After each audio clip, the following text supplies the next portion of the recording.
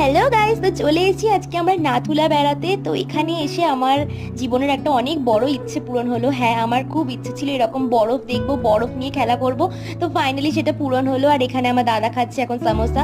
তো নাথুলা থেকে ফেরার পথে আমরা রাস্তায় দেখলাম এখানে একজন আরবি খুব অসুস্থ হয়ে গিয়েছে। তো দেখে না সত্যি খুব খারাপ লাগলো।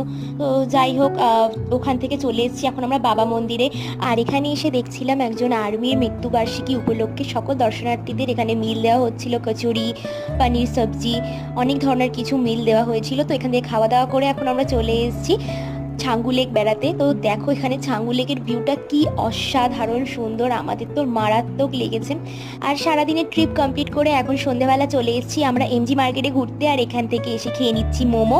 মোমো খাওয়া হয়ে গেলে মার্কেট থেকে টুকটাক কিছু কেনাকাটা করে আমরা এখন নিয়ে নিয়েছি এখান থেকে সফটি।